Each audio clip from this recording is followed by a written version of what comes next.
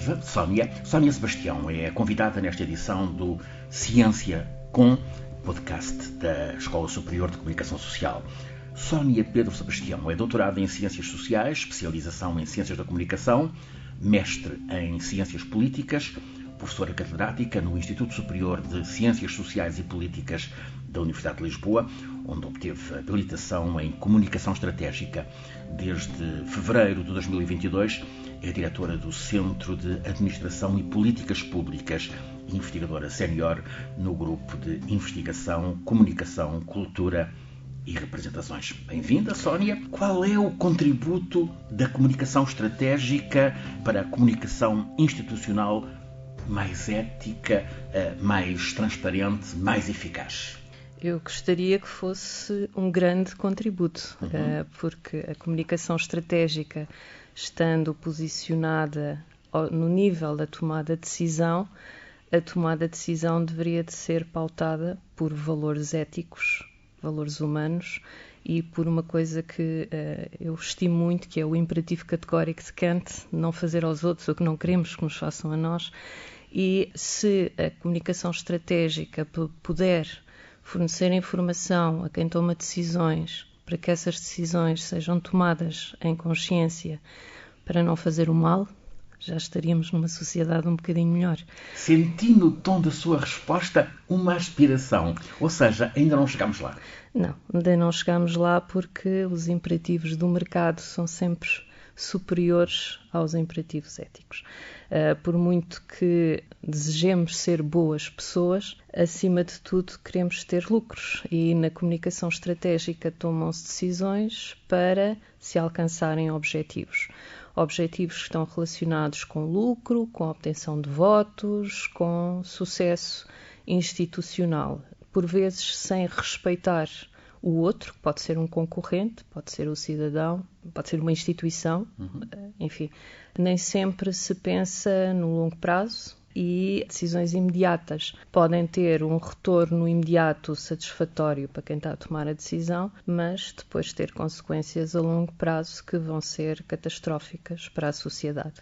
Ao ler o que a Sónia tem publicado, sente-se o valor que atribui à ética e à deontologia nesse papel de mediador que é o profissional de relações públicas. Exatamente, porque nós vivemos numa sociedade hipermediatizada em que a comunicação está em todo lado. Aliás, há uma frase que eu não gosto nada, porque tudo é comunicação e muitas vezes nós até falamos com os nossos alunos e perguntamos, então porquê é que escolheu o curso de comunicação?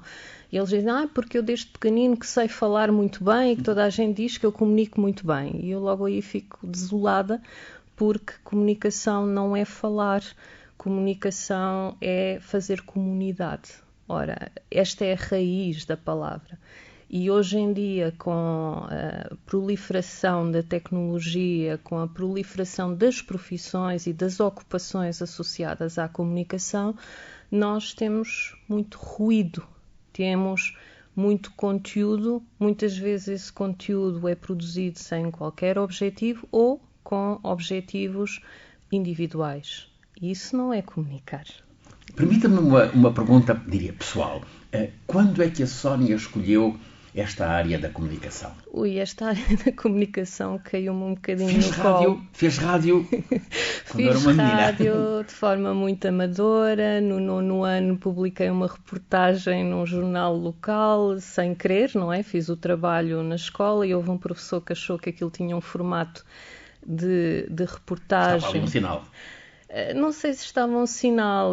Os meus professores diziam que eu escrevia bem, que eu gostava muito de história e conseguia dar contexto aos assuntos e que isso que era muito importante para o jornalismo. E tive um professor de história que foi fenomenal, porque Temos sempre um professor que é marcante e que decide o nosso... Eu acho que o destino foi acontecendo na minha vida, porque eu inclinava muito para a área da psicologia, porque gostava muito do contacto com os outros, na área mais de ajuda e sociabilidade, de conversa, de dar conselhos, e aquele professor disse-me, olha, tu tens tão boas notas a português e a história, porquê é que não vais para a área da comunicação? E eu sou uma pessoa introvertida.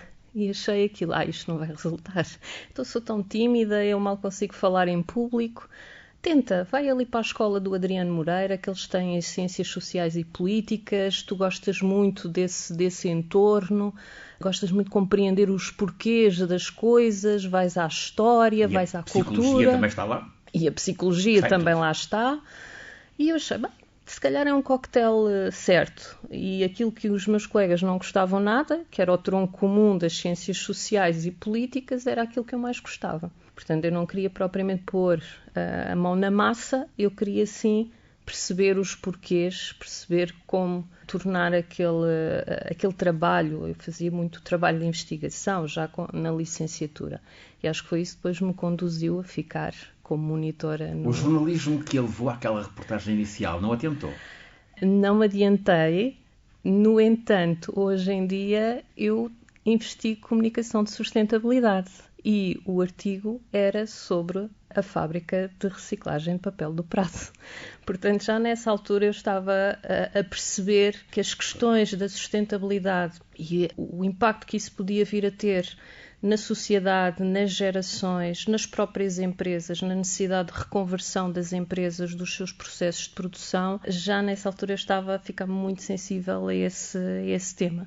Tal como investiga a relação entre as relações públicas e o jornalismo. Também, e a responsabilidade social dos profissionais de comunicação, sejam eles da área mais informativa, os jornalistas, sejam eles da área da comunicação estratégica. No fundo, são profissionais da área da comunicação que têm uma responsabilidade em relação àquilo que estão a espalhar na esfera pública e para a opinião pública. É possível ter uma impressão genérica dessa relação entre as relações públicas e o jornalismo? Sim. Teoricamente, as relações públicas têm, numa das suas funções, as relações com os média. Aliás, aqui fazer só um pequeno disclaimer, a expressão relações públicas foi mal traduzida para português, public relations, deveria ter sido relações com os públicos, e não, porque relações públicas presta-se a muitos equívocos, e aqui quando nós dissemos relações com os públicos, estamos a falar em públicos de interesse comunicativo.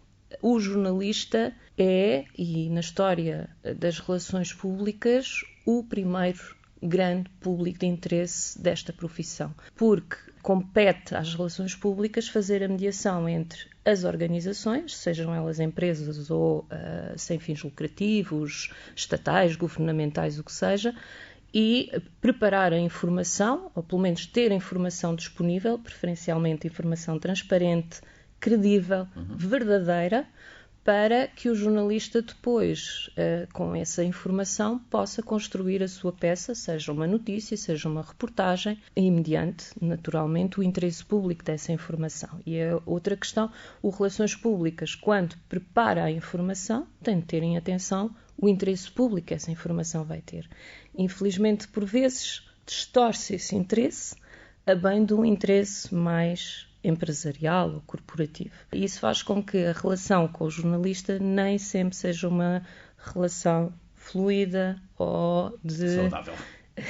De entendimento, não é? Há uma autora que eu aprecio bastante que diz que o Relações Públicas é de Marte, aliás é de Vênus, e o jornalista é de Marte.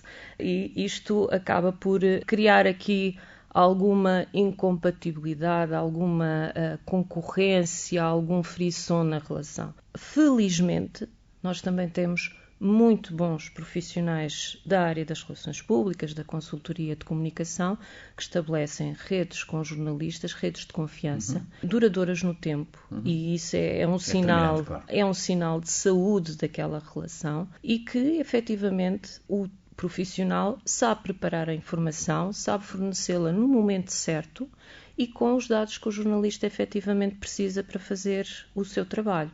Agora, também é preciso depois do lado do jornalista saber fazer esse trabalho, não é? Mas normalmente quando a relação é continuada e duradoura no tempo, bons jornalistas, bons profissionais da área da comunicação estratégica acabam por beneficiar todos nós, não é? Porque depois acabam por apresentar não apenas as notícias dos desastres, mas informação credível e que nos informa, que nos educa em termos como cidadãos. A sua análise também me leva à pergunta: como é que vê o posicionamento das relações públicas nas estruturas de poder, de decisão das instituições?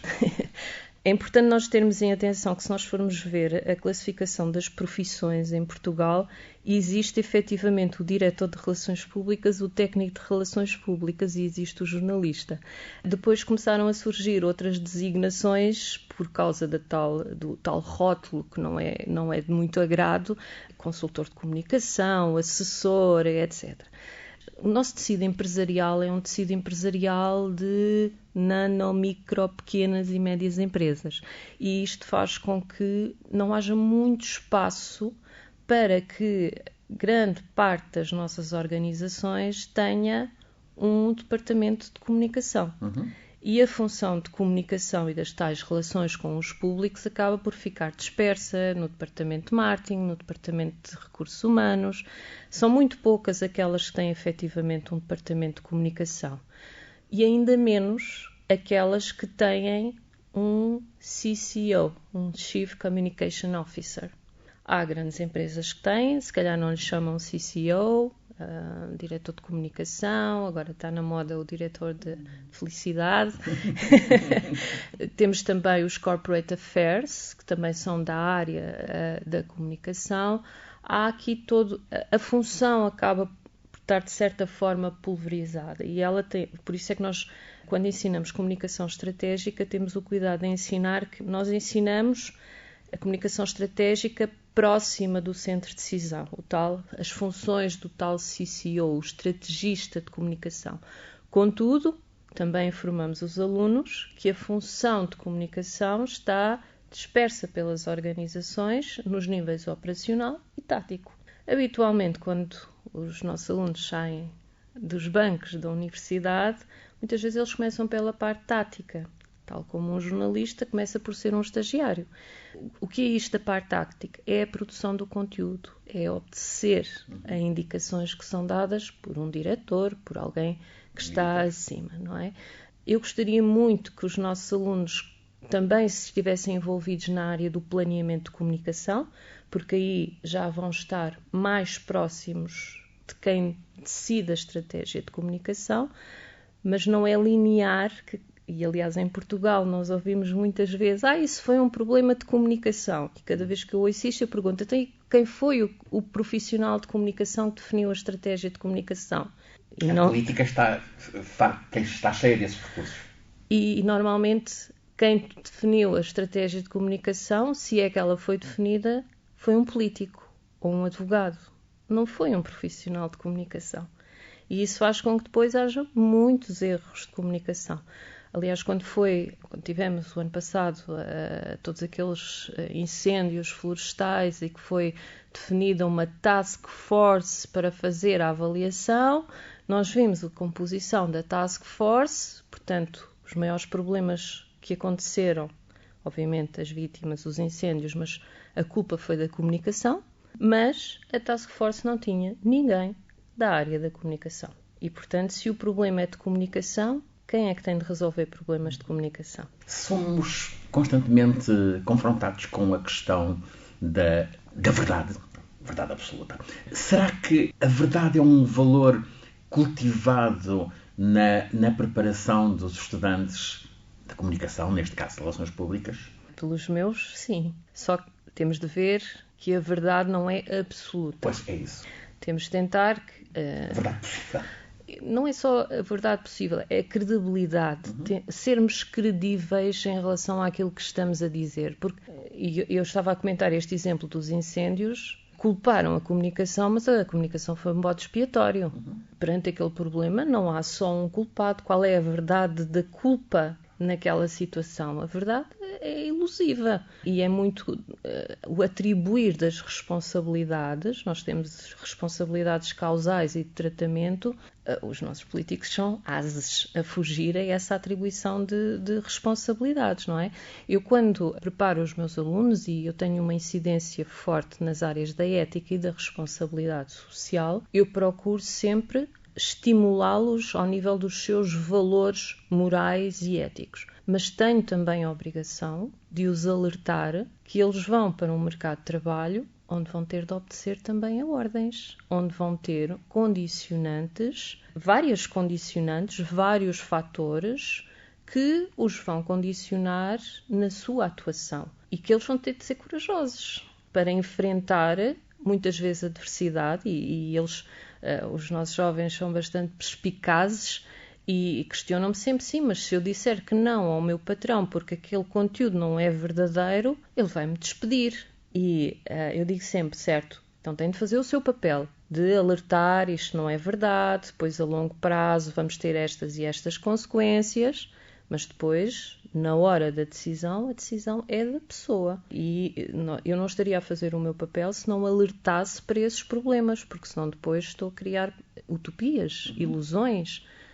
E nós vivemos em sociedade, nós devemos ser a mudança que queremos ver nessa sociedade, mas não a todo custo, não é? E há um custo pessoal que pode ser verdadeiramente grande. Por isso é que nós queremos preparar as novas gerações e queremos que o amanhã seja melhor, mas ainda há um hoje para vencer. Senti neste julho, não sei se a Sónia também, a dificuldade de comunicação, a falha na comunicação, na muito complexa, delicada questão dos exames do secundário e no processo de acesso dos estudantes à universidade. Houve falta de comunicação, de qualidade de comunicação? Eu acho que, acima de tudo, houve demasiado ruído. Demasiado. Muita gente a falar sobre o assunto não se traduz em informação. E depois, muita gente a falar sobre o assunto a esparsos. Não vi, e pode ser falha minha porque pode ter sido feita, por exemplo, uma reportagem jornalística do princípio ao fim, a explicar todo o processo, a fazer o paralelismo com a situação do ano passado. O que é que mudou do ano passado para este ano? Quais poderão ter sido os fatores que contribuíram para haver esta crise? E depois temos, desculpem uma expressão, um primeiro-ministro e um ministro da Educação, da Ciência e Inovação que gostam muito de aparecer, gostam muito de falar, têm muito airplay e não são media trained, ou seja, não se deixam preparar por assessores de modo a que não digam tanta coisa, porque literalmente é tanta coisa e não é nada. Gordura no discurso, falta de eficácia. Como diz o nosso Shakespeare, much ado about nothing. E isso faz com que ninguém está informado. Neste momento, eu acho que ninguém sabe o que é que se passou. A única coisa que sabemos é as notas saíram com atraso. Se foi problema informático, se foram os professores que não quiseram corrigir, que eu duvido muito, se foi uma falta de organização, se utilizaram uma inteligência artificial mal programada, pode ter acontecido, porque a questão de escanear os exames... Basta uma pergunta que não tenha sido bem feita. Basta perguntas que não foram bem feitas. Aliás, há toda uma crítica ao tipo de exames que são feitos, que não são exames que estimulem o pensamento, são exames que estimulam a sorte, o pôr o clique. Eu acho que todas estas convulsões associadas à política, à nossa governança, não contribuem para os nossos níveis de confiança enquanto cidadãos. E como nós estamos nos ministérios, a nossa informação chega-nos via ou atores políticos ou mediatizado por a comunicação social, não há, a meu ver, aqui a preparação da comunicação com cuidado. Há muito falar, não há comunicar. Porque, imagine, nem todos os portugueses estão colados à televisão, no noticiário da 1, no noticiário das 20, ou ouvir a rádio de modo contínuo. Estar a ouvir as coisas a esparsos e as próprias intervenções ou as próprias informações também não têm esse cuidado da história, não é? De fazer uma história. Eu, se trabalhasse para o gabinete do primeiro-ministro, eu preocupar-me-ia em tentar, porque isto dos atores políticos são muito complicados nessa área, prepará-los para que eles não estejam constantemente a fazer declarações públicas e quando as fazem que elas tenham conteúdo explicativo, do princípio ao fim, ou seja, usem técnicas narrativas, porque nós precisamos que nos contem histórias e não que nos estejam sempre com piadinhas. E, a bem da ligeireza do discurso, a ligeireza desacraliza as funções. Aliás, era uma crítica que eu fazia abundantemente ao professor Marcelo Rebelo de Sousa, que ele desacralizava a sua função com as suas constantes presenças, constantes intervenções a todo o nível, desde o futebol até ao Festival da Canção, eu sei lá. Portanto, as intervenções públicas, se nós queremos estimular a confiança dos nossos cidadãos, têm de ser mais consequentes e mais preparadas. Portanto, precisamos de confiança, consistência, rigor, também empatia. Também empatia. Mas a empatia é tão fácil de fingir. E, às vezes, estar em cenários de crises e de catástrofes e dizer palavras e depois a seguir ter outro tipo de ações não é consentâneo, não conjuga, não bate a bota com a perdigota, como eu costumo dizer. Mas faz falta a empatia. Faz muita falta a empatia e por isso é que, se calhar, na forma como se abordam determinados assuntos, se deve ter mais sensibilidade ao outro. Por exemplo, eu fiquei chocada com a intervenção de que os professores estavam a sabotar o processo. Não. É uma agressão. É uma agressão e é gratuita.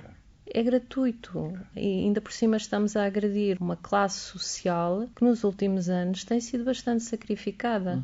Eu gostava que estes políticos que agridem a classe dos professores fossem professores durante uma semana. Calçassem os sapatos do professor e tivessem numa sala, experimentassem vários... Uma sem prova, sem evidência. Ou se há evidência, não é demonstrada. E, além disso, não é à altura certa, porque também há aqui uma questão de timing. Agredir os professores é mau. Haver uma notícia que diz que, afinal, vão fazer um ajuste direto com uma empresa de informar é mau, porque, obviamente, começam logo as dúvidas se tudo isto não foi desde já preparado para algum amigo, porque depois, a seguir, paralelamente, há notícias de um outro ministro que está constantemente sob escrutínio por causa de amigos e por causa de fraudes. Este conjunto, porque eu, pelo menos, quando vejo... Evapora-se a confiança. Eu, quando vejo um noticiário, vejo o todo, não vejo a notícia em partícula. Ora, há toda uma conjuntura associada à nossa classe política de muita conveniência de crise. Agora, se isto é responsabilidade dos jornalistas que estão constantemente à procura do sangue, eu não acho. Eu acho é que é a responsabilidade do indivíduo que arranja material para haver sangue. Não é? Porque há muitas situações de crise no nosso país, muitas fraudes, muitos subterrâneos foram desvendados pelo trabalho de investigação de jornalistas. Vou passar a tentar usar a definição apontada pela Sónia, relações com o público. Até que ponto é que as redes sociais complicam essa relação? Muito, muito. Eu acho que as redes sociais são veneno. São cicuta dos tempos modernos, contemporâneos, aliás, porque nos modernos havia outro tipo de cicuta. As redes sociais online, quando surgiram, eram a nona maravilha do mundo. Íamos todos estar em contacto uns com os outros e saber o que todos faziam, alimentar o nosso voyeurismo. Começaram muitos problemas mentais. Eu fiz a publicação e não puseram os likes. Da parte das empresas e dos empresários ainda subsiste, ao fim de 20 anos, subsiste a necessidade de fazer uma publicação e contar os likes. E, no entanto, põe-se um like quando há uma informação sobre as cerimónias fúnebres de um amigo de infância. Que disparate tão grande, não é? Perdeu-se totalmente a noção da convivialidade, do respeito pelo outro. Porque estamos anónimos, atrás de um perfil. Alguns conhecem-se, outros nem por isso. Eu confesso que neste momento só uso duas redes sociais, o LinkedIn por questões profissionais e o Facebook por questões familiares. Familiares e também, de certa forma, profissionais, porque é uma rede de contactos que eu fui construindo ao longo dos anos de outros académicos da área e que vou mantendo, mas uso para divulgar trabalho, algum hobby, partilha de leituras, flores, que também gosto muito, mas sobretudo numa ótica muito pouco social, muito pouco de interação com outras pessoas, a menos que sejam aniversários e convém manter esse... Sobretudo a partilha de conhecimento. Sobretudo tentar que aquilo que eu publico, não é muito, porque o tempo também é muito escasso, sirva para algo e não inflame, não crie burburinho, não crie conflitos e não revele muito acerca de mim. Permita-me uma questão colateral. A Sónia defende restrições no acesso a redes sociais por parte dos mais novos. Há países, a Austrália foi pioneira, que introduziu restrições até aos 16 anos. Parece-lhe uma boa estratégia, Sónia? Eu preferia que houvesse outro nível de atuação junto das Big Tech. Ou seja, em vez de estarmos a proibir o utilizador, que houvesse uma maior responsabilização de quem dirige essas empresas e uma maior curadoria dos conteúdos. O YouTube, por exemplo, tem curadoria de conteúdos e, do meu ponto de vista, estar a proibir no fim vai estimular a pirataria, o fruto proibido vai ser o mais apetecido e não se vai estar a educar muito. Além disso, houve um caso, por exemplo, no Canadá, em que o governo quis impor às Big Tech que elas pagassem direitos de autor aos órgãos de comunicação social, uma vez que os conteúdos mais partilhados nas redes sociais eram conteúdos jornalísticos e que grande tráfego era de acesso a esses conteúdos jornalísticos. Portanto, era mais do que justo pagar-se o trabalho dos jornalistas por esses conteúdos, já que se paga a outros produtores de conteúdos sem qualquer tipo de gatekeeping e muitas vezes conteúdos ofensivos, conteúdos que podem fazer mal às pessoas, que inclusivamente levaram a suicídios e a acidentes. Então, por que não pagar ao jornalista que é efetivamente profissional, que produz conteúdos que as pessoas estão a consumir e que estão devidamente curados e verificados? E elas recusaram-se. Só o Google acedeu a pagar e mesmo assim não era nenhuma fortuna, não era um gesto simbólico. Ora, estas empresas fazem zilhões, não é milhões, é zilhões. Por que não pagar a quem produz conteúdos? E tornar obrigatório esse pagamento, claro. E se calhar seria uma forma também de um modelo de negócio para os órgãos de comunicação social poderem pagar condignamente aos seus jornalistas e estes fazerem melhores trabalhos de investigação. Deixa-nos o alerta para o perigo da proibição, o fruto proibido. Exatamente, porque os jovens são muito ardilosos. Sabem como chegar lá e contornar a proibição. Com certeza, os pais tiram o telemóvel. Quando dão por elas, já estão com os seus telemóveis a serem usados pelos jovens. E depois há também uma pressão social muito grande, porque há pais que tentam limitar o uso dos ecrãs aos filhos. Têm horários fixos, 1 hora por dia.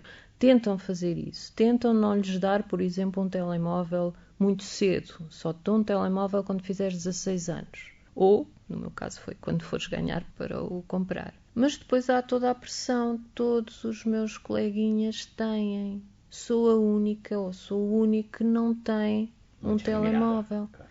E depois a criança até pode vir a sofrer bullying. E os próprios pais começam-se a sentir muito mal com a situação. Nós somos muito bons a apontar o dedo. Aqueles pais estão a educar os filhos com os ecrãs. Mas novamente, todo um contexto. Eu não estou a dizer que todos estão a fazer as coisas bem, obviamente. Não estou aqui para apontar esse problema, nem para apresentar soluções. Apenas a levantar questões que se calhar não são assim tão simples. E é muito fácil proibir, mas e depois? O que é que vem a seguir ao proibir? E hoje fala-se tanto na questão da saúde mental e eu acredito que seja importante desligar dos ecrãs, particularmente das redes sociais, porque há de facto conteúdos muito agressivos para as crianças. As crianças não sabem discernir, não é porque um pai começa aos gritos e dizer isso, não podes ver isso, que vai resultar.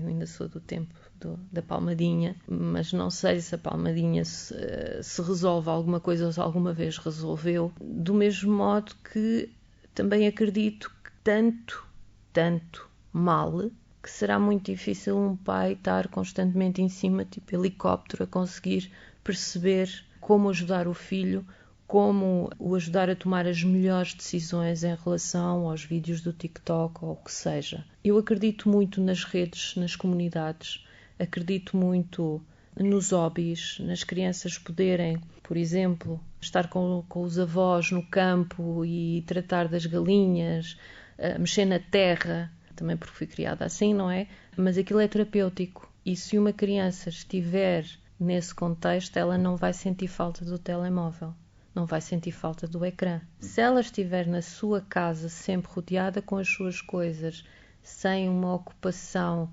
que a estimule em termos manuais, até às vezes em termos cognitivos, estar a dançar, a cantar, a ler um livro com os pais, vai querer o ecrã, porque vai estar aborrecida. Por isso... Precisa dele. Precisa porque sente que há ali um vazio. A nossa vida, nós seres humanos, desde crianças, nós temos sempre vazios, queremos sempre agitação, queremos sempre outras coisas, queremos sempre manter-nos ocupados, temos muito medo do silêncio, da solidão. As crianças não são diferentes e muitas vezes têm dificuldades de interagir com outras crianças e essas dificuldades vão ser cada vez maiores se todos estiverem com o telemóvel na mão, porque o telemóvel afasta, é um obstáculo. A Sónia olha para a profundidade, é uma investigadora, é professora catedrática. Como é que avalia a evolução das RP, Relações Públicas, relações com os públicos em Portugal? Eu quero acreditar que a evolução tem sido no sentido da profissionalização. Eu, quando comecei a estudar relações públicas e a fazer entrevistas aos vários profissionais, uma das coisas que me chocava era a maior parte das pessoas não terem formação, referirem que o mais importante da profissão era ter uma boa rede de contactos, que faziam uns truques, e isto a mim chocava-me porque eu era dos livros, não é? Eles acusavam muito, você é uma teórica, isso aqui não funciona, nós estamos em Portugal, esses livros são nórdicos, são norte-americanos, isso em Portugal não é bem assim, em Portugal nós precisamos é ter uns amigos, quer jornalistas, quer empresários, e depois, quando eu me concentrei na comunicação interna, era fazer uma intranet. Ora, eu trabalhei numa empresa de engenharia, a intranet era a última coisa que nós queríamos. Nós queríamos era uma sala de convívio para conversarmos uns com os outros. Relações com os públicos é uma dimensão interpessoal. Sim, muito telefone, hoje em dia também mails e videoconferências, particularmente depois da Covid, mas muito o contacto, porque sem esse contacto não há confiança. E não é só nas relações públicas, é nos projetos de investigação, é trabalhos em equipa que é necessário para montar uma reportagem, seja o que for. Tudo o que seja necessário de juntar várias dimensões, porque os problemas são muito complexos. Nós vivemos numa sociedade em que não há uma causa para um problema, são várias causas a causarem um problema, e um problema que muitas vezes não é visível, não é inteligível. Nós às vezes estamos muito fixos numa coisa e se calhar o problema está ao lado e não é ali. Para compreendermos esses problemas não podemos fazê-lo sozinhos e não o podemos fazer usando um vídeo no TikTok ou um WhatsApp ou o que seja. Não, as pessoas têm de se juntar, têm de conversar, têm de confiar umas nas outras para encontrar essas soluções. E eu acho que isto está completamente pulverizado hoje em dia. Qual é o caminho que falta percorrer na prática de RP, relações com os públicos? Um dos caminhos é exatamente encontrar formas de criar confiança. Olhar mais para planeamento a longo prazo, tomar decisões com base em diagnósticos, ou seja, no tal estudo, o que é que está aqui. Mas depois os profissionais vão-me responder. Para fazer isso é preciso tempo. Tempo que nós não temos, porque também vivemos numa sociedade de instantâneos. Então, temos de repensar o que é que queremos, o que é prioritário. Temos de definir prioridades e pensar se vale a pena estarmos a responder a problemas imediatos com base em decisões intuitivas, subjetivas, baseadas no interesse pessoal muitas vezes, e que consequências é que isso vai ter, ou se mais vale pararmos um bocadinho, olharmos para mais do que o nosso umbigo e recolher informação para poder tomar a decisão, porque aqui quando eu digo parar um bocadinho não é parar 3 anos, é parar uns dias para tentar recolher alguma informação em fontes credíveis, e aqui vem um outro problema, é que fontes credíveis podemos ter, mas as boas empresas da área da comunicação estratégica em Portugal já têm as suas fontes de informação definidas. E isso também é uma melhoria que eu tenho visto nos últimos anos, ou seja, a busca da informação credível já está mais ampla. Na altura era tudo muito tokenista. E hoje em dia, e também nós criticamos muito a inteligência artificial, mas já há soluções de inteligência artificial muito mais fidedignas do que havia há um ano atrás e que também devem de ser utilizadas para fazer este levantamento de informação, esta pesquisa de informação e a verificação de dados. Portanto, precisamente a inteligência artificial é um recurso de apoio, um auxiliar. Auxiliar, sim, e particularmente auxiliar para fazer levantamento de informação e tratar, sistematizar essa informação de forma rigorosa, não é? Porque nós estamos rodeados de Big Data, não é? Muita informação completamente dispar, e aqui quando eu digo utilizarmos inteligência artificial não é utilizarmos um chat GPT, apesar de neste momento já ter uma versão com muito menos alucinações que tinha. Contudo, também é possível criar agentes dedicados.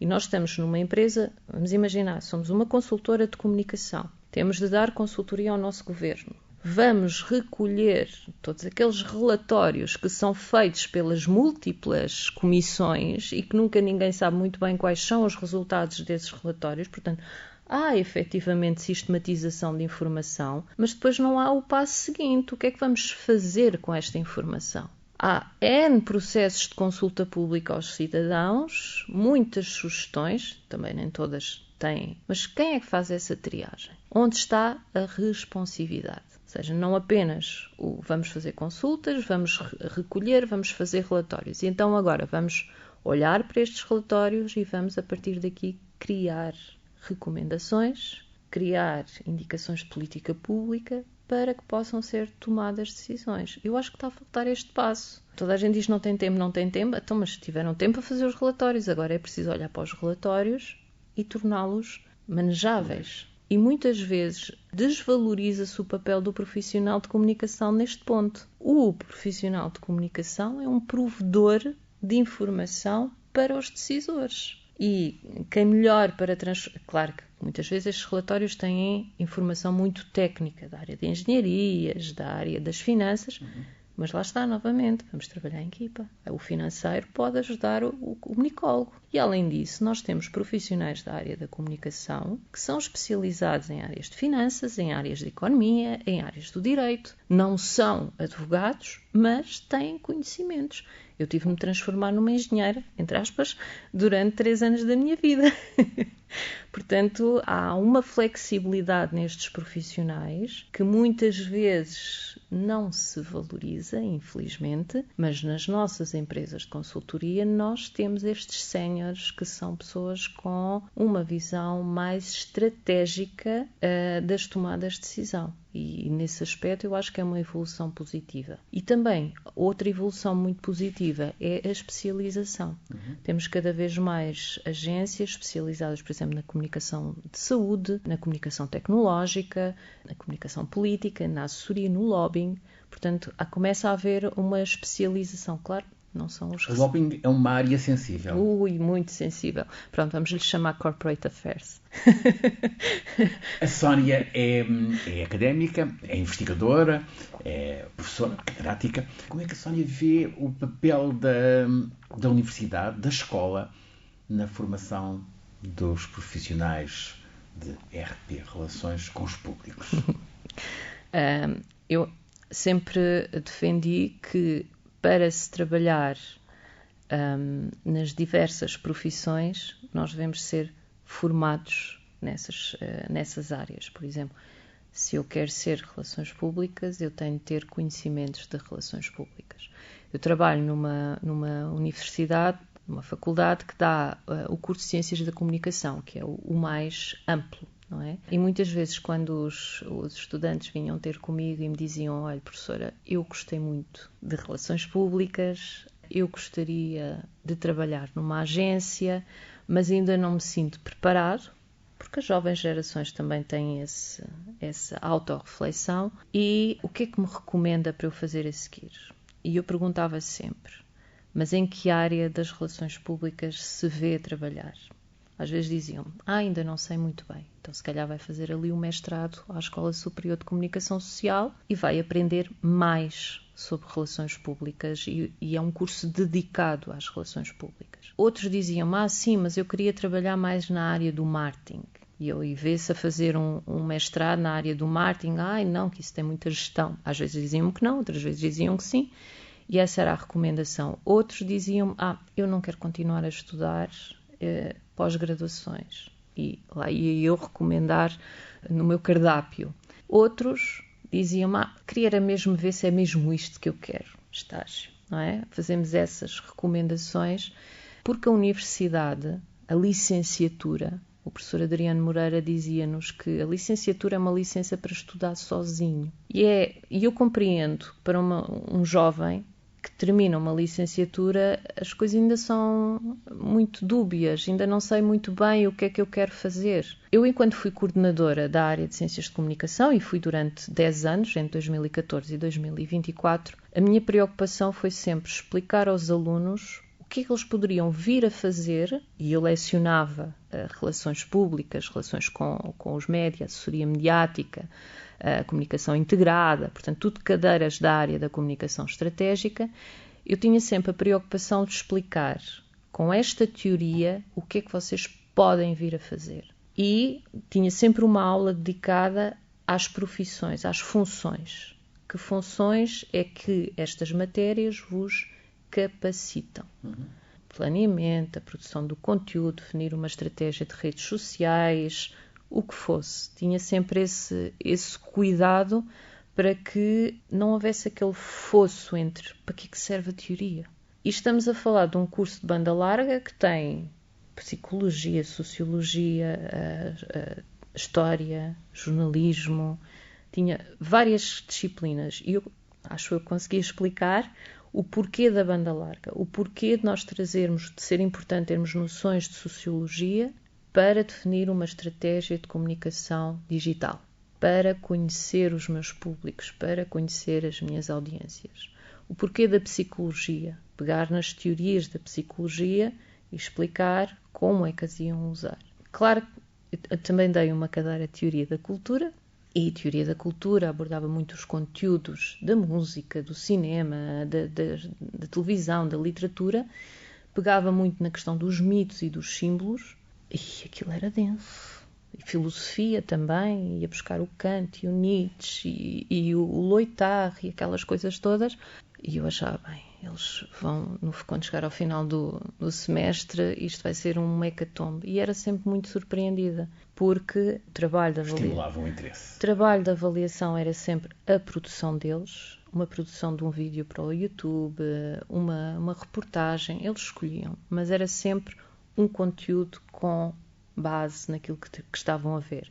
E havia muita desconstrução. Na altura pegava muito no Harry Potter, era um manancial de símbolos, e tentava-lhes mostrar porque é que aquelas histórias fazem ressonância no ser humano. Porque é que há apetência por aquele tipo de conteúdo junto dos jovens e também junto dos adultos.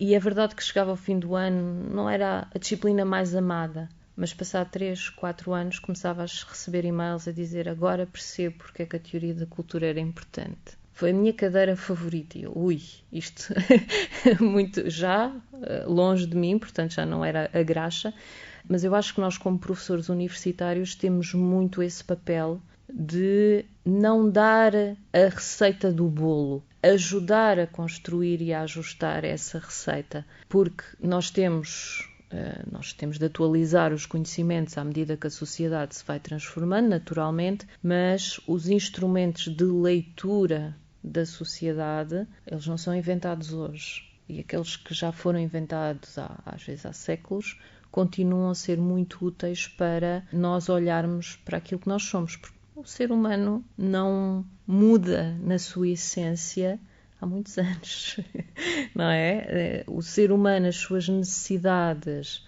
os seus trigger points continuam a ser os mesmos. Portanto, daí o papel da universidade não é tanto o capacitar nas técnicas, é muito o pôr a pensar, é muito o fazer olhar à sua volta e tomar consciência. Agora, uma coisa que eu tenho vindo a notar é que as gerações mais novas não estão muito disponíveis a dar atenção a essa mensagem. Ou seja, querem coisas mais imediatas, mais Polaroid, mais shot.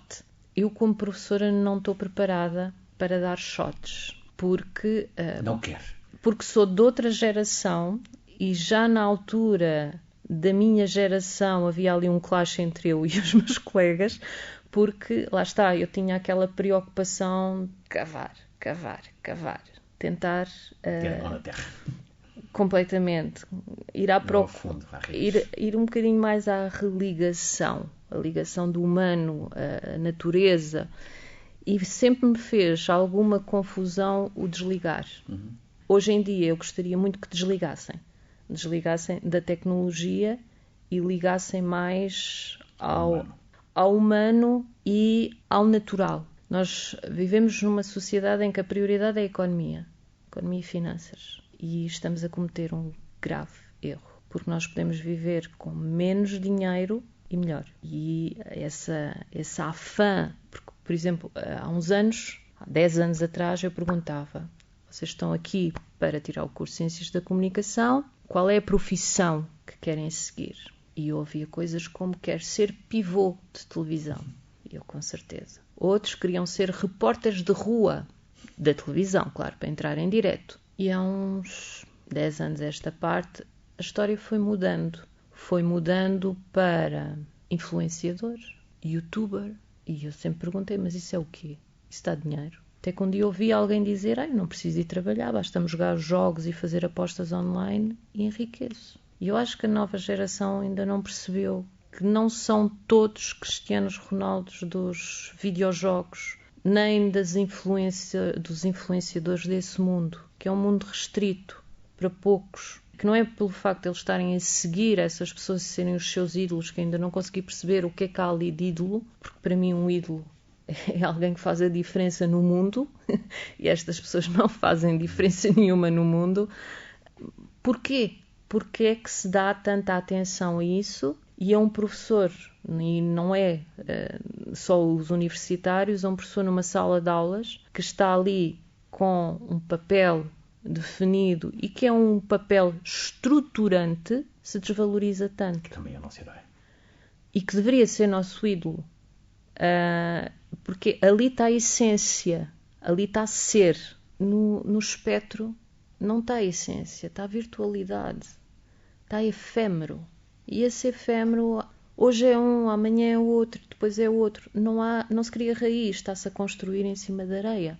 E, por exemplo, estes recentes episódios com os ministros e com os políticos só pioram a situação, só fazem com que as pessoas queiram fugir mais. Porque as pessoas estão em constante fuga, nós estamos constantemente a fugir de nós próprios.